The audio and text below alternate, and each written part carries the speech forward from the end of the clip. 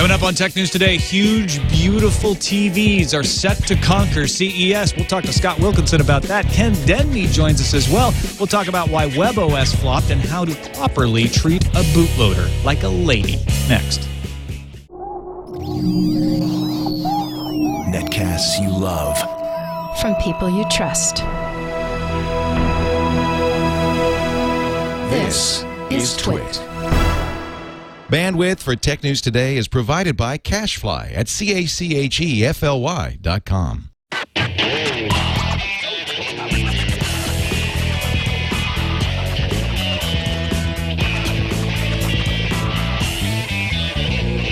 This is Tech News Today for Monday, January 2nd, 2012. Happy New Year. Tech News Today is brought to you by Gazelle, the easy way to sell or recycle most any used electronic gadget from your home or office. Don't just sell it, Gazelle it. Gazelle your used gadgets today at Gazelle.com. Welcome to Tech News Today 2012 style. I'm Tom Merritt. I'm Sarah Lane. I'm Iyaz Akhtar. I'm Jason Howell. Get your Mayan calendar jokes out of the way early, folks. So this Mayan calendar walks into a bar. Oh, no. I haven't had a bite in weeks. I love that one. What bar? The world ended. Hey, and we've got a wealth of guests to join us for the remainder of today until 2012 happens and we all die. Ken Denmead, New York Times bestselling author and editor of the Geek Dad blog at Wired.com. Welcome to the show. Hey, great to be back. Thanks, everybody. How's it going? Happy New Year. Happy New Year. Great to have you back. And also joining us to talk about our top story, Scott Wilkinson, host of Home Theater Geeks, which just wrapped up. Hey, Scott. Hey, how you guys doing? Happy New Year to everybody. Happy New Year. Thanks for sticking around and talking with us about these huge TVs, the land of huge TVs that will be the Consumer Electronics Show next week. Next week. Actually, the TVs themselves aren't that big. It's the kind of TV. Well, that's true. Well, one of them's really huge, the 84-inch. But you're right, the 55 inches, that's pretty normal these days. However, it's OLED. Mm-hmm. Very, very special. Ooh. Really cool. Can't wait to see it. So 4 millimeters thick, 4 color pixels. They're using a white pixel in addition to the RGB. Supposedly, the LG claims that somehow is going to make it cheaper, although we still expect this thing to be pretty expensive. But pretty it's expensive. 55-inch OLED, Scott. That's awesome. It is awesome. It's by far the biggest we've ever seen. Every year at CES, we see these OLED TVs. And the biggest I've seen, maybe 27 or 30 inches so far. And they're always, these really far-out prototypes that, is never going to be a product. So this is, this is big news because now LG Electronics is the company that actually sells you a television. And that's not the company that's showing this. It's LG Display, which is LG's R&D arm, if you will. So this is still going to be a pretty serious prototype, but the rumors are that it's going to be available as a real product sometime by the end of 2012. So yeah, this is another one of those could come out this year, might not, don't know what regions. So then, Tom, when you said next year, that could have actually been accurate. They're showing it off this year. Yeah. Right. May not come out until next year. Hey, Scott, one of the problems with OLED has been that their lifespan has been really, really limited. Do you think LG has done anything to make something like a 55-inch TV? This is like, if it actually comes out for a consumer product, has to last at least, I'd say, 5 years for it to be a viable product. Minimum. Because if you find out, oh yeah, it'll be dead in 3, I don't know who's going to spend that much money for a 55-inch OLED TV, no matter how thin it is. That's exactly correct. You've hit the nail on the head there, and in particular, the blue part of the RGB, red, green, blue spectrum is the one that really has the limited lifespan, or at least has up till now. I have seen some reports that LG claims to have solved that problem.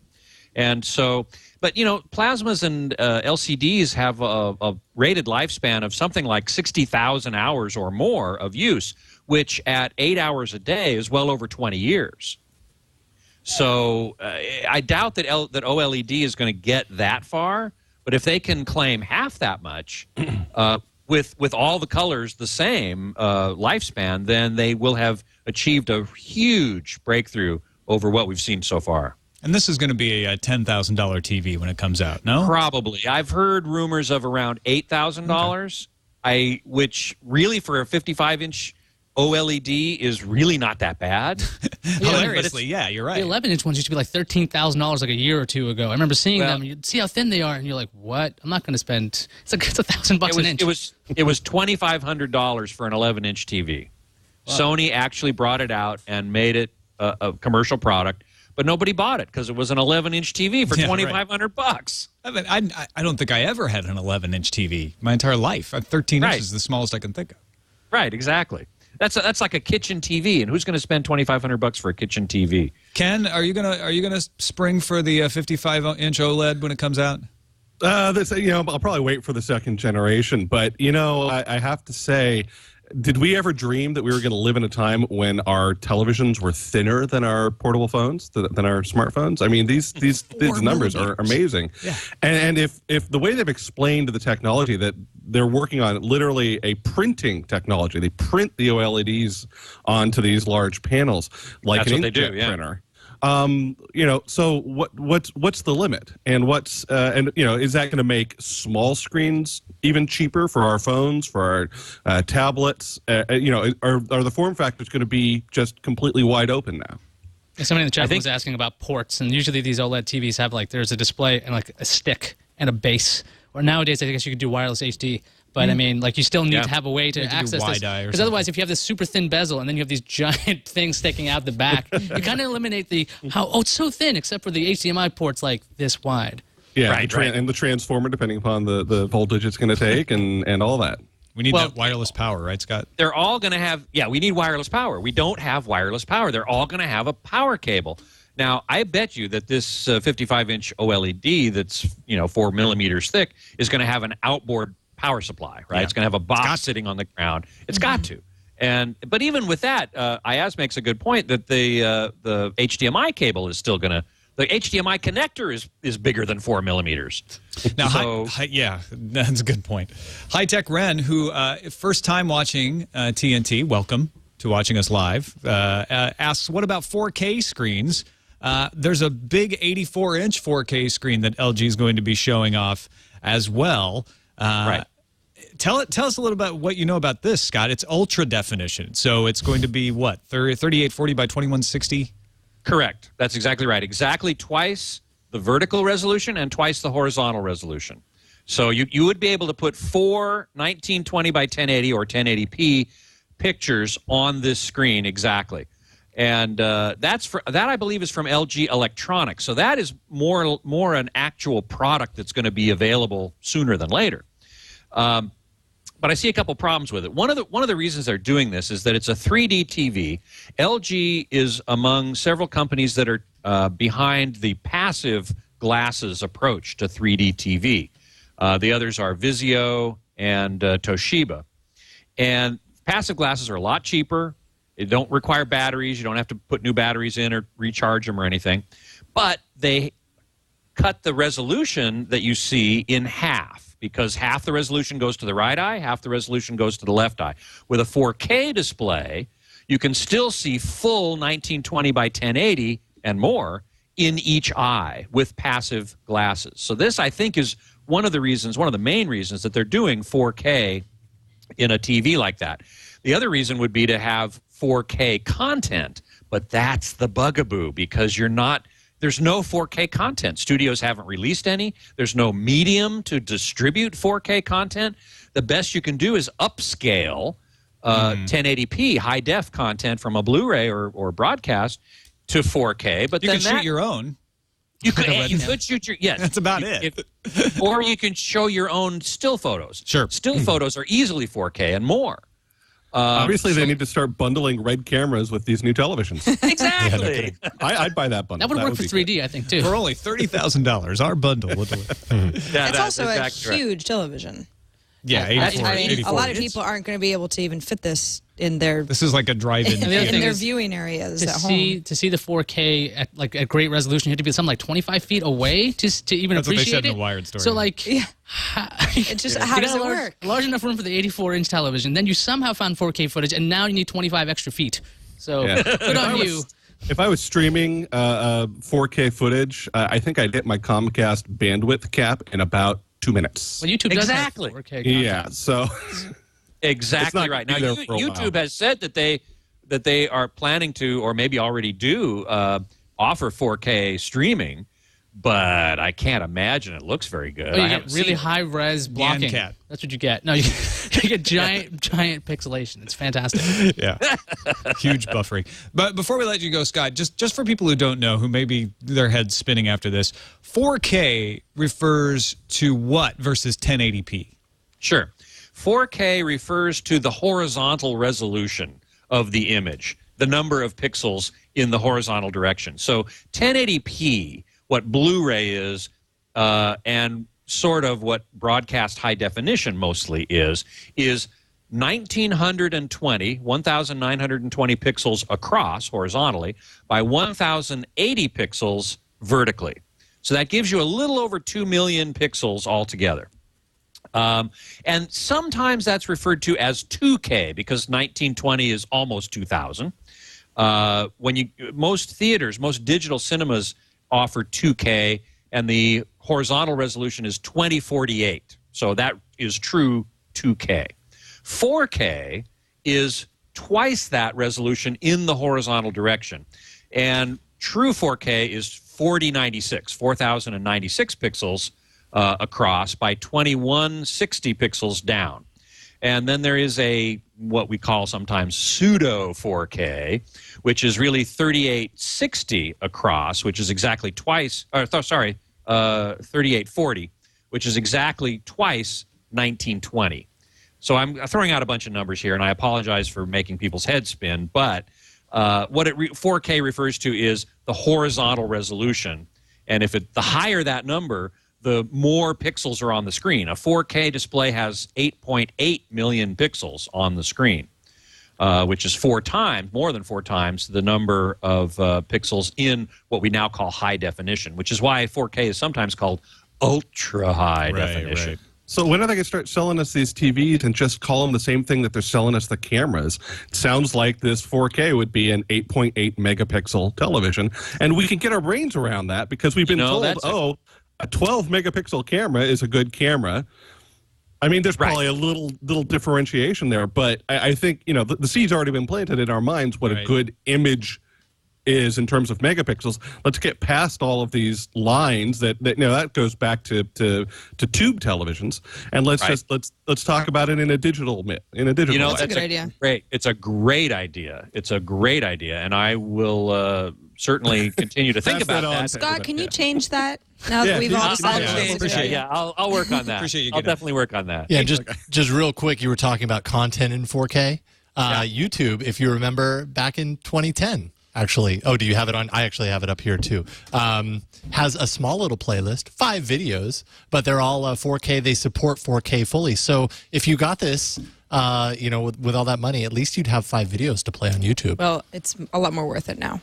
Yeah. In fact, there may be more than 5. There's just 5 on this on page. that particular playlist. I think Alex Lindsay had uploaded one at one point. Yeah. All right, Scott, we'll let you go. Thank you so much for joining us and talking televisions with you. Watch Scott on Home Theater Geeks, twit.tv/HTG, and give folks the name of your website as well.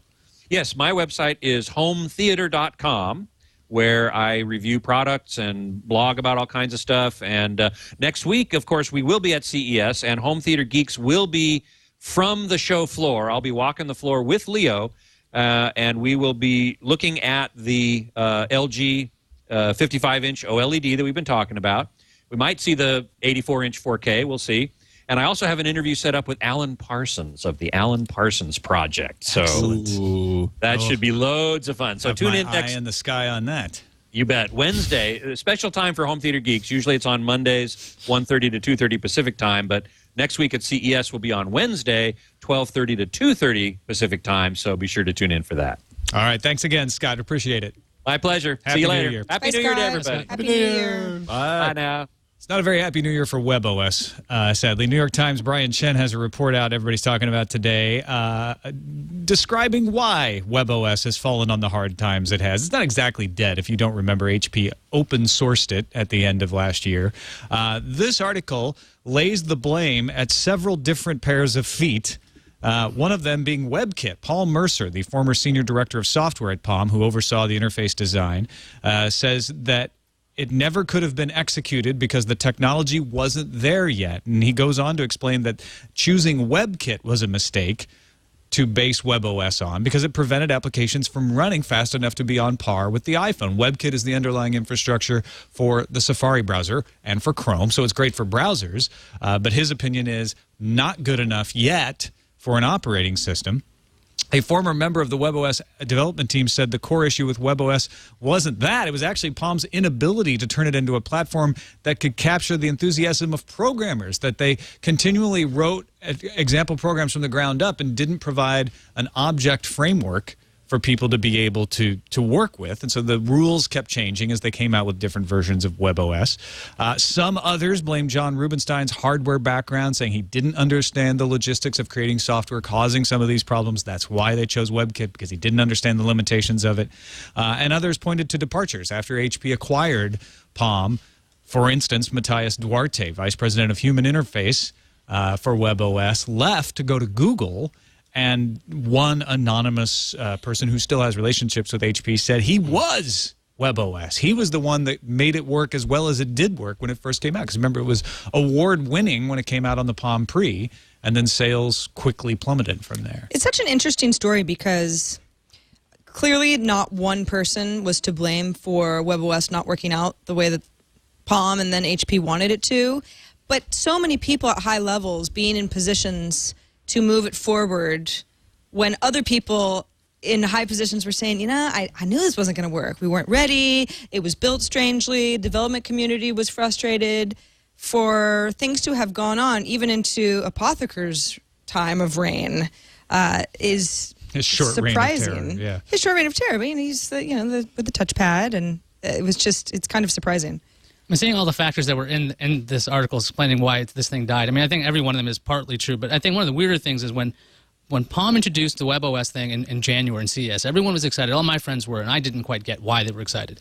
It was supposed to be built on web technologies, easy to make applications. It should be something simple, but that can't be the case. That wasn't the case. The SDK was delayed. The phone itself was delayed, so they couldn't even capitalize on all the coverage they had. So, I mean, forget the flawed aspects of WebOS. The fact is, Palm didn't do enough to even promote this thing in the first place to get this thing out the door when everyone was psyched. Because by the time they came out with the Palm Pre for actual stores, I think Apple just unveiled some new iPhone at that time, basically taking away everyone's imaginations, going, oh, wow, that's a lot more interesting than a thing we saw in January when we couldn't get it then. I mean, it was just a huge missed opportunity there. Well, people were extremely excited about the Pre at first. Sold really well for a short period of time. Battery issues, some other issues, had a lot of returns, and then it was kind of over.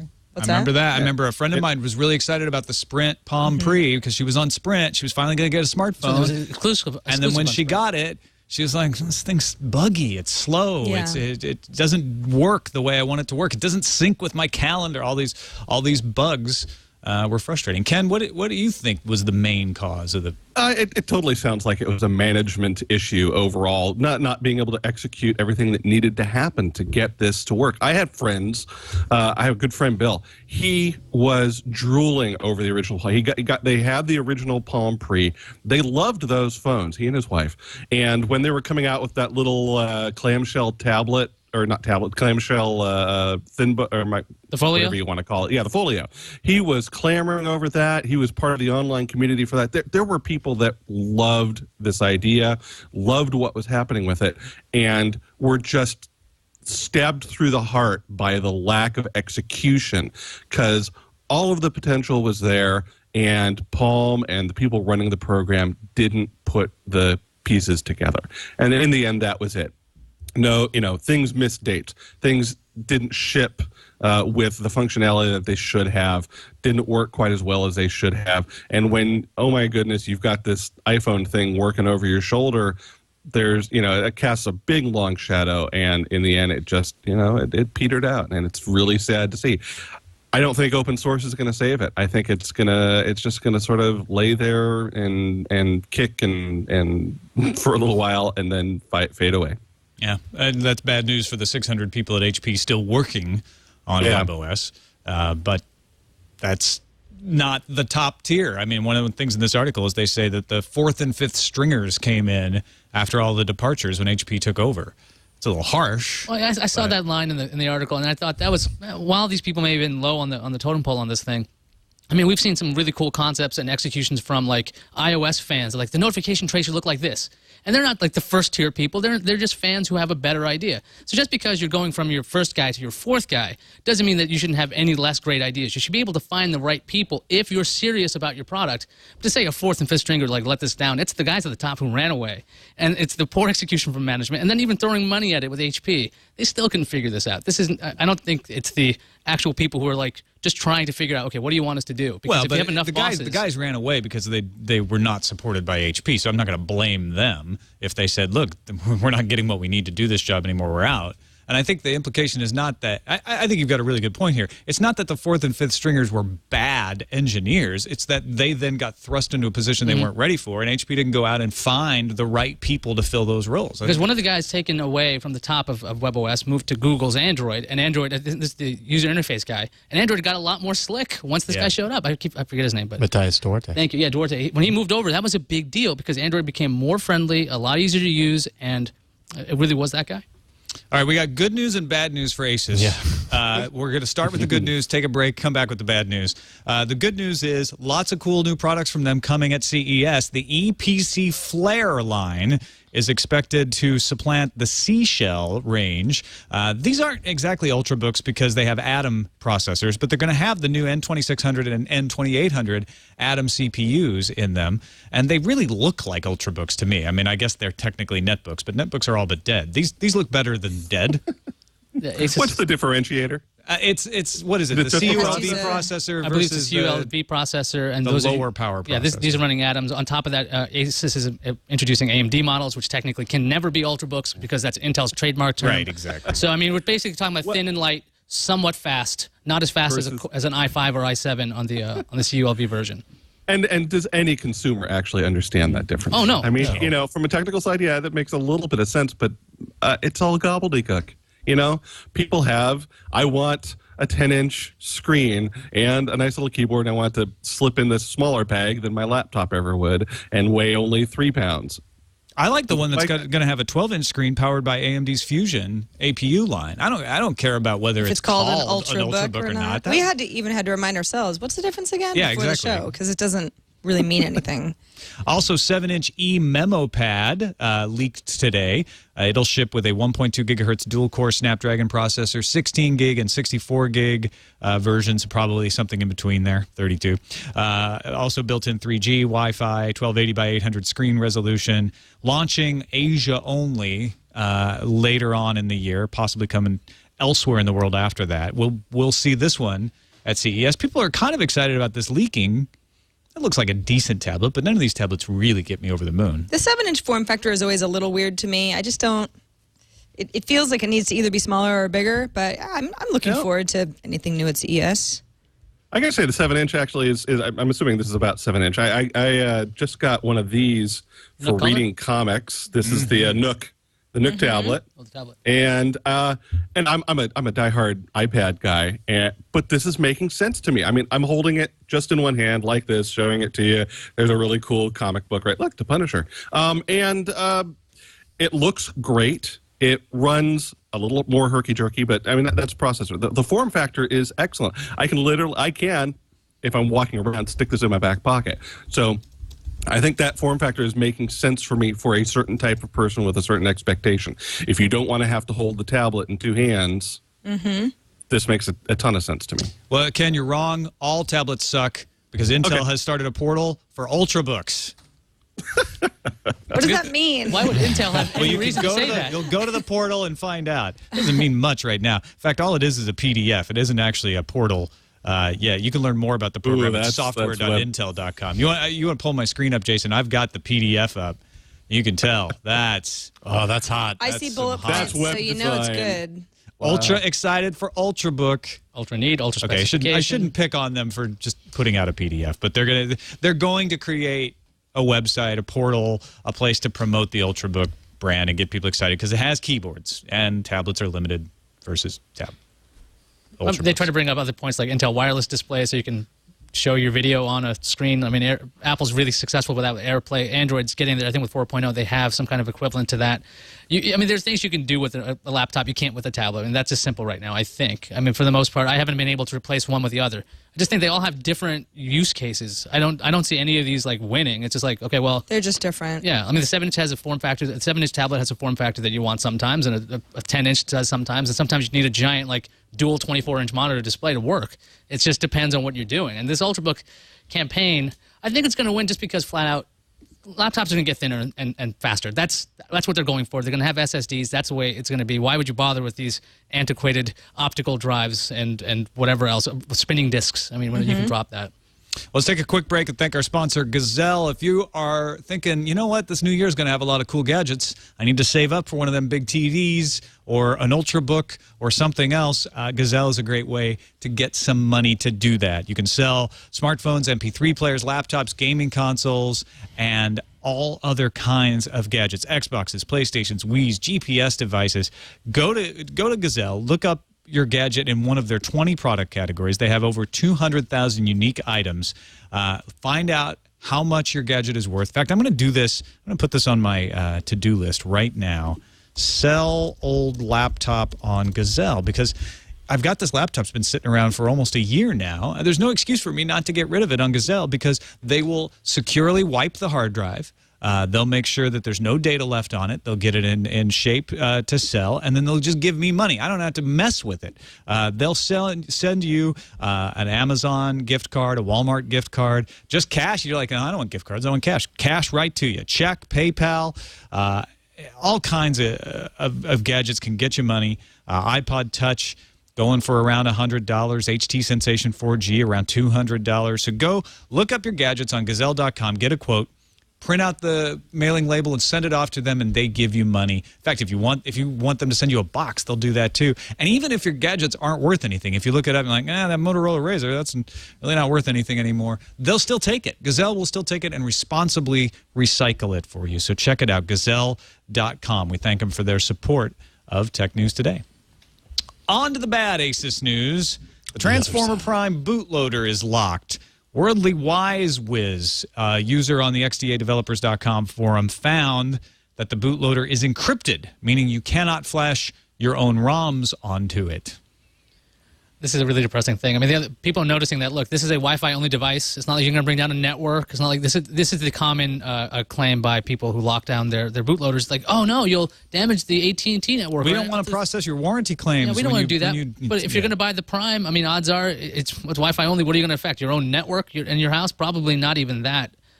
Jason, I mean, HTC ran into this mess, right? Well, yeah. At the beginning of the year, HTC kind of had a similar situation where they were locking. To pressure. Well, yeah, exactly. There was a huge kind of public outcry against it. You know, a lot of people kind of voicing their concerns on social networks and all that kind of stuff. And eventually, HTC, I think it was back in March or May, vowed that they would kind of start to release all their devices with unlocked bootloaders. Peter Chow, CEO of HTC, actually just, I think last week, they officially announced on their HTC dev site that all devices September 2011 and forward, and they're going to go backwards and unlock previous devices as well, will all have unlocked bootloaders. So I think the big deal here is that the Transformer Prime is a very hotly anticipated tablet. I think especially with real Android enthusiasts, not necessarily the overall general public, because it is a little bit expensive at $500, but Android enthusiasts were really looking forward to this tablet, and those are just the people that would care about something like a locked bootloader. They have started a campaign on the social networks to protest against this. It is called Operation Unlock Bootloader Social Network Attack Asus. That's pretty descriptive, yeah. You're not going to be confused by what is it. Yeah. You'll know exactly what this operation is about. This Desert Phoenix or Rising Tide stuff. Yeah, they need better PR, I think. Yeah, exactly. On the other side of the bootloader controversy is Microsoft. Now, they worked with the Chevron WP7 team to create an official unlocker for Windows Phone 7. Rafael Rivera, Chris Walsh, and Long Zhang have been selling it. And Rivera posted on the Chevron WP7 Twitter account that the team had exhausted the 10,000 tokens that Microsoft had granted it to sell for $9 a piece for unlocking Windows Phone. And everyone freaked out and said, look, Microsoft's squashing the unlocking. We knew this would come. If you play with Microsoft, they'll turn against you. Rivera rushed back to his blog withinwindows.com and posted an explanation saying, look, the team is discussing whether to ask Microsoft for more tokens. They only gave us a limited amount of tokens to begin with because they wanted to manage that process. They're not just going to write us a blank check for that. But we can go ask for more tokens, and we believe that Microsoft will respond positively as they have in the past. So this isn't about Microsoft. This is about the fact that these guys haven't decided whether they're going to ask for more tokens and continue the project yet. I'm not really sure why it was misinterpreted as much as it was, because when I read his statements, I feel like he's pretty clear. Yeah, I feel like it's just, he says, our agreement with Microsoft was to sell no more than 10,000 tokens, hence sold out. We're discussing if we want to up that number. That's the follow-up Twitter post. But originally, I think people freaked out because they're like, oh, well, there's only 10,000. Right. We're sold out. And they're like, aha, Microsoft is doing it. They're behind it. Microsoft is evil. Well, thank goodness we now know. It certainly is interesting that Microsoft is managing this process, and you have to spend $9 to get the unlocker tool, and it's part of the developer's account. But at least they're not just locking up Windows Phone and saying, screw it, like HTC and Asus did. They're working with folks to figure out how to unlock this, and it's better than what Apple does, where they just pretend like jailbreaking doesn't exist, and it's sort of this uneasy relationship, where they keep breaking it and then jailbreakers fix it, and Apple never acknowledges that they're doing anything about it. It's easy to misinterpret tweets when you want to put on these characteristics to Microsoft, especially the way they're handling Windows Phone. You're like, oh, they've been evil before. They're evil on this one too. I mean, it's just a much better story. You're damned if you do, you're damned if you don't. Yeah. Yeah, exactly. I mean, it comes down to, they're trying to manage a process, but they're doing something open, and even if, it's something, there's a little hitch, people are going to complain. That's just, especially the open source community that feels so embattled. Any sign of trouble, hey, raise the portcullis, we're charging. Well, you think back to the 90s, Microsoft burned people in open source land over and over again, avowedly going after them. So there's still some ill feelings out there and a lack of trust. And this isn't even an open source issue. This is an openness issue, but we're dealing with the same general field of intentions there to go in and homebrew stuff, essentially. And I like the fact that Microsoft is embracing this and trying to say, let's work with it to make sure that it works well and works well all the time. And it's part of the reason that they have tokens. I just hope Rivera and those guys continue to work on the project. That's my hope. Finally, News Corp's Rupert Murdoch has joined Twitter and caused quite a stir. At one point, one of his early tweets was, maybe Brits have too many holidays for a broke country. And then his wife, Wendy Dang, on her account said, Rupert, delete tweet. And he immediately deleted it. Then he wrote, then Dang, his wife, wrote, trying to explain to Rupert Murdoch that Twitter is about following, not just being followed, sharing, chatting, and tweeting. And he wrote that that his friends were worried about what he was going to say, which has turned out to be true.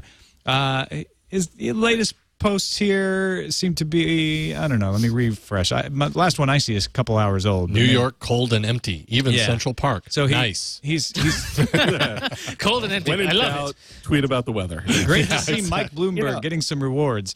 Yeah. If we see him tweet about his lunch next, we know he's absolutely, he gets it. I think there's a common sense rule. If you, as a business person, political person, celebrity, have a PR team, okay, that is supposed to filter statements and everything so that you're maintaining an image and that you're not, if saying something offhand could actually change, I don't know, the valuation of countries, then maybe you should not have unfiltered access to a social network. Well, I mean, Rupert Murdoch said lots of things in public that people would rather he didn't. I mean, so I don't know what difference this makes. He's on Twitter, he can write it directly versus going, hey, I'm going to sit at a press conference today and say all kinds of crazy things, because that's what he does. It's kind of normal for him. He made a joke about England being broke. Yeah, I mean, to me, it's like, we've all sort of said something and then wished that we hadn't, and it's not as, it could have been worse. Then again, the Murdochs have had a pretty crappy 2011. as far as the interpretation of the public goes. Do you think that's why he's doing this? He's trying to I think he's trying to kind of be like, his I'm one of the public- people type of a thing. I agree with Ken that it's hard to believe that he's actually got a Twitter account and everyone behind him is just like, go ahead, boss. This is going to be okay. Who's going to stand up to him? But who puts Rupert Murdoch in a corner, right? I mean, basically, if he says, I want His to wife, Wendy, obviously. Wendy. His wife, yeah. There you go. I think now we have our answer. It's not the PR team. She should teach him how to read DMs so she doesn't have to publicly tweet, Rupert, delete tweet. Yeah, no kidding. Wait, does that mean he hasn't followed her? Oh, yeah. Who's he? Four people. Who is he Yeah, following? she had to publicly tweet He's following him. 5 people now. Oh, that's 5. Kim And Fox, she is not one of them. Plaid, Larry Page, Lord Sugar, Mark Pincus, and Jack Dorsey. These are Yeah, the he's 5. following the fake Larry Page account, not the real one, as well as Zynga founder Mark Pincus, Jack Dorsey. Lord Sugar is the chairman of the Armshold Group, the Amshold Group, owner of Viglin, Amscreen, and Amsprop. So It's always going to be fun to watch a member of the 0.001% say anything. Filtered. So. yeah, absolutely. All right, let's move on to the news fuse. The next web was tipped off to a new Samsung imitating Apple mess, this one with commercials. It appears Samsung hired the same child actor for a Galaxy Tab 8.9 commercial as appeared in an iPhone 4S ad. The Samsung commercial was meant for a Korean audience, but was available on Samsung's YouTube feed. They've since pulled it down. However, this is the internet, so if you want to find it, it's still out there. Plenty of copies are floating around online. I want to know why Samsung took this down. I mean, child actors, it's not out of the realm of possibility that she would have just been hired for 2 different commercials. I think, they hired her thinking, oh, it's Korea, it won't Cute matter. kid. And then as soon as everyone said, look, they're imitating Apple again, they're like, we don't want to deal with this. Well, Did they even know? Was it on her CV? Yeah, You it know? may not. Yeah, absolutely. I Or hope is she they like did the know. go-to tech kid? I hope they were like, iPhone, huh? Hire this girl. Sony cut the price of its teardrop-shaped Tablet S by a whopping $100. 9.4-inch Android tablet will now cost $400 for the 16-gigabyte version, $500 for the 32-gigabyte. They actually had reduced the price $50. They said it was a holiday special, so now you can think of that as a permanent special with another $50 taken off of the price. That means you got burned if you bought Yeah, exactly. Yeah. That stinks. Holiday, Yeah, not where's so my special. $50 credit if I bought one in December? They'll probably give you a credit to one of their stores, the thousands of stores. Kara Swisher at All Things D reports Apple will host an important event to be held in New York at the end of this month. Swisher says not to expect the iPad 3 or the unicorn-like Apple TV, the actual television, but the event will be media-related. Eddie Q, Apple's senior VP of Internet Services and Software, is involved, according to sources close to the situation. Media-related. TV on iCloud, maybe? Just maybe your prediction will come true, rebranding iTunes into all different things. Well, maybe that's it. Hey. In New York. Hey. Well, you don't have to wait around for Apple TV anyway. You can run iOS apps on your Apple TV right now thanks to Steve Troughton Smith, who came up with a way to use MobileX as an alternative to the Springboard window manager, allowing iOS apps to run. All you got to do is jailbreak your Apple TV. The hack allows access via VNC, SSH, and Apple Remote, and apps like Facebook, Angry Birds, and Safari were demoed in a video. A post at slickdeals.net details how you can still get unlimited data on Verizon Wireless even though Verizon removed the option officially. The trick relies on using the automated customer service system. Then you add a $20 2GB 3G mobile hotspot feature or saying a particular code, and that'll get you into the unlimited data plan. The trick has actually worked for a lot of people, but then again, Verizon could bump you back down. Samsung's introduced the DV300F, a dual display camera, one which is a front-facing thing. So it's not a front-facing camera on a phone. It's a front-facing display. So you can make self-portraits a lot easier. The DV300F can use an Android or iOS device as a viewfinder via a free app as well. The $200 camera shoots 16.4 megapixel images and records 720p HD video on micro SD cards. The Semiconductor Industry Association reported that the floods in Thailand diminished sales of chips by 2.4% between October and November of 2011. Compared to 2010, global sales were up 0.8%. SIA President Brian Toohey said he expects the industry to, quote, recover production losses over the course of the next few months. Something else diminished over the holidays. Data from Finnish wireless carriers showed that text messaging on Christmas Eve 2011, usually one of the biggest texting days, was down compared to 2010. The largest Finnish operator, Sonera, says it saw an approximately 22% drop in SMSs. Smaller operators saw declines of from 1 to 5%. Analysts are pointing to the increased usage of social networks and services like BBM as the reason for the decline. Google is testing out its new homepage with the Google drop-down menu, which replaces that black bar that was on top. The new design is available to a limited few right now and was announced last year as Google revamped the look of a lot of its sites for a more uniform Google Plus look. Let's move on to the randomizer.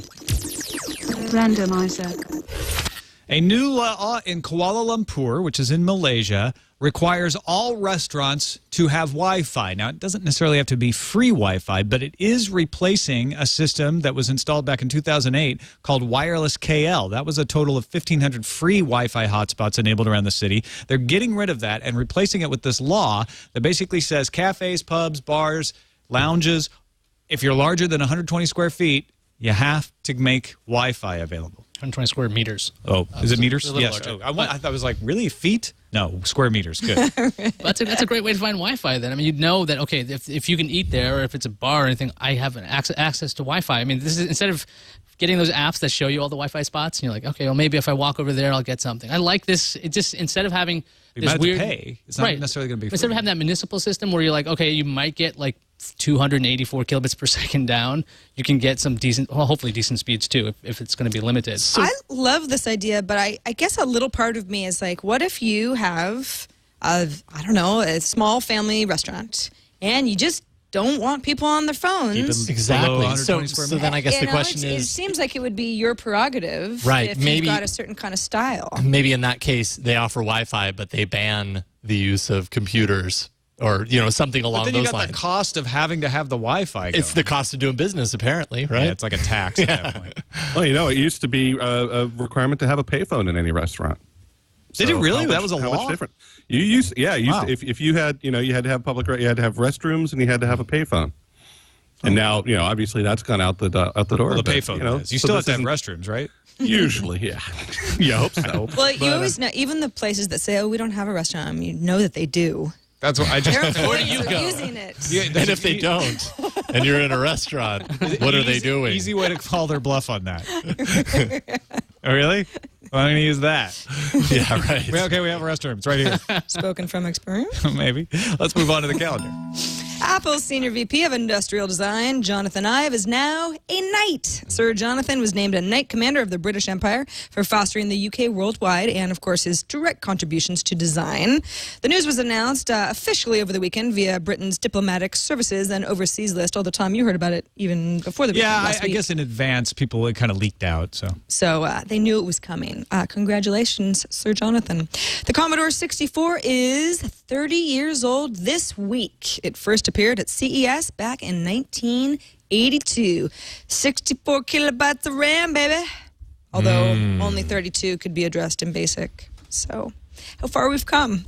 They're still being made. Starting today, RIM is selling every single playbook for $300. And that's actually regardless they just want to sell out of the 64 gig one? 16 gig or 32 gig. I guess so. I mean, that's obviously what's going to sell first. Right. Why would you buy the smaller one? Because, that's a all big question. left. Because you waited too long, and now you have to buy the smaller one. So if you want the playbook for $300, now's the time. Promotion runs until the 4th of February.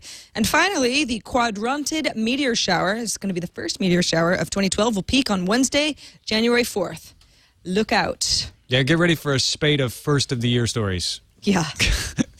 Like the meteor shower. That was our first calendar of the year as well. That's true. Let's check what's incoming. As we record this show, Wisconsin is playing in the Rose Bowl, and we have Dawn from Wisconsin with a voicemail about work email after hours. Hello, TNT show crew. Don from Wisconsin wanted to comment on episode 400 and the email blocking for BlackBerry for folks who work for Volkswagen. I can tell you, having negotiated many labor agreements, email access after work hours poses two issues to labor. One, being paid for that additional work that they're quote-unquote expected to do.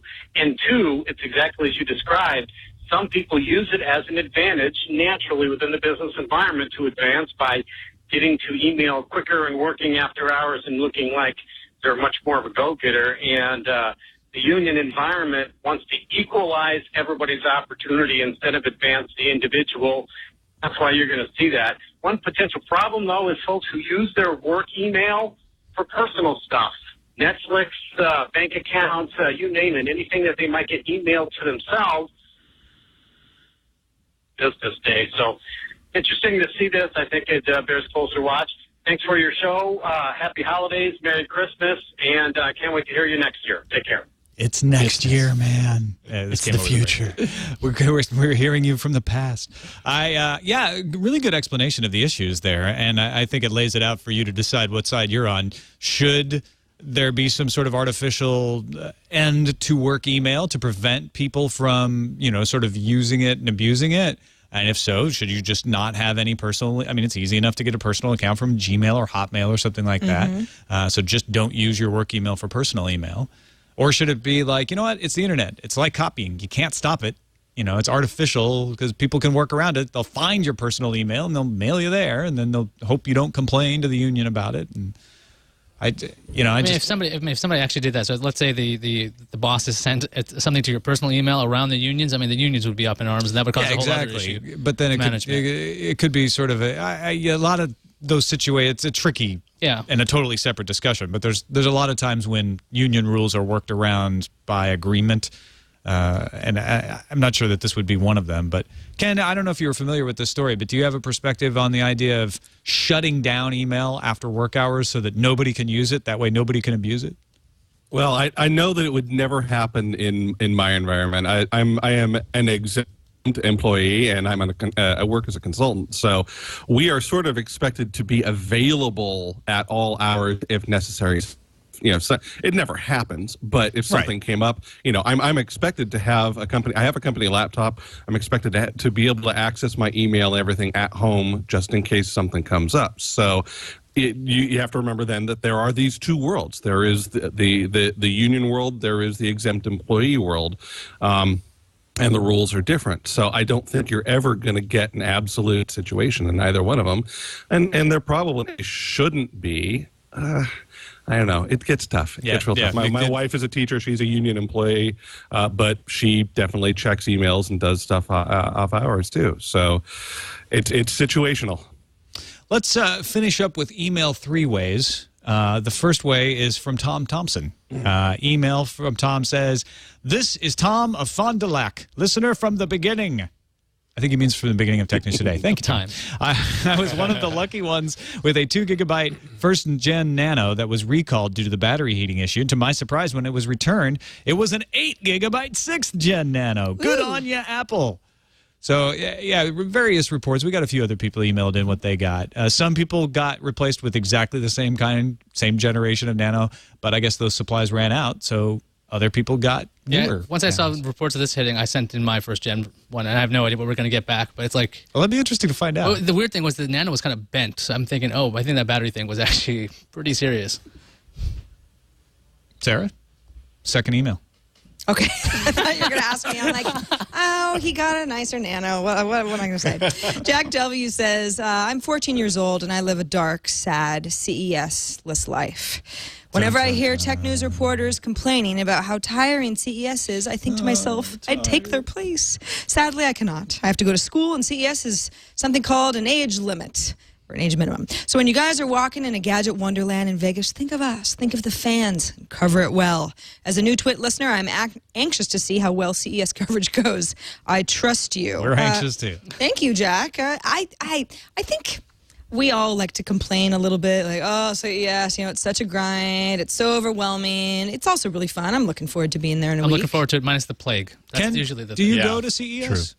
Unfortunately, no. I'm in this terrible, envious and terrible situation. I still, work a day job. I run the blog, and there's so much going on. I make time for Makerver. I make time for PAX. Make time for hopefully like WonderCon, something like that. And CES happens so quickly after the holidays that I have no spare time off to go do this kind of thing, and nobody's paying me to go. I can't make it work. But I get all these wonderful, amazing PR emails. People saying, "Oh, you got to come by our booth and see our new 52,000-inch screen, whatever." I'd really love to, but I live vicariously through the TWiT. Yeah, I think part of it is because you get jaded. Like after the first couple CESs, you're just like, it's so big and huge, and that's why we do the complaining. So I'm glad to have a perspective from somebody who's like still want to be excited. But part of it is because you get overpromised. People tell you things that end up not being true. That's And so it's not as cool as you think it's going to be, and then that makes you jaded. But obviously, we're all going so that people like Jack can There's enjoy gonna be our something coverage. there. So we We're will doing do it for Jack. our darndest, Jack. We won't let you down unless we do, and then we'll be sorry. We're not going to let you down. No. Last email. Unless we do. Clear eyes, full hearts. Last email Can't from lose. Johnny A. Sulbu. AT&T crew, I stumbled across a link to a picture today that I thought you'd like to see. Someone has mounted 2 Christmas trees to make it look like it's falling through a portal hole. Parentheses, the game. I loved this. I saw this over the that. That was Christmas awesome. break, too. Yeah, we posted this on Geek Dad the other day, and it was just everybody loved it. Yeah. Just genius. And pretty cheaply done. I mean, that's just a ring of what? LED lights to make it. He couldn't robe find lights. I wonder orange. how he mounted So it's red. the top piece. That's not a very heavy piece. It's a plastic tree, so it's just the top part. And I don't remember exactly how he. He just drilled a hole through the roof. He used a portal. He used a portal. Yes. Oh, what was I Obviously. thinking? Easy. That's good stuff.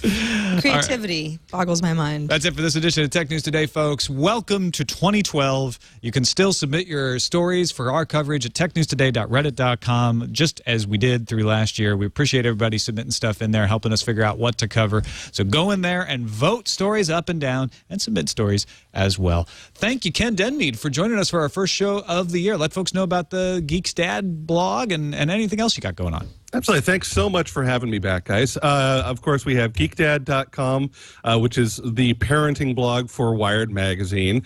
We have the companion site, geekmom.com, which is just that other side of the genome that is good for all the geeky moms out there. And you can find, I've got like 3 books filled with great geeky projects for parents and kids to do. You can look me up on Amazon or your favorite bookseller and hopefully go find those.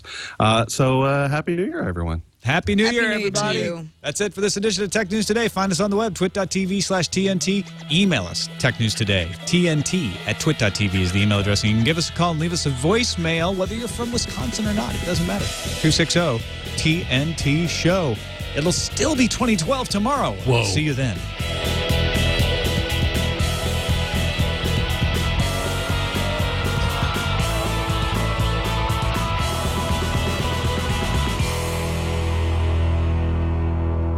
Live long and prosper.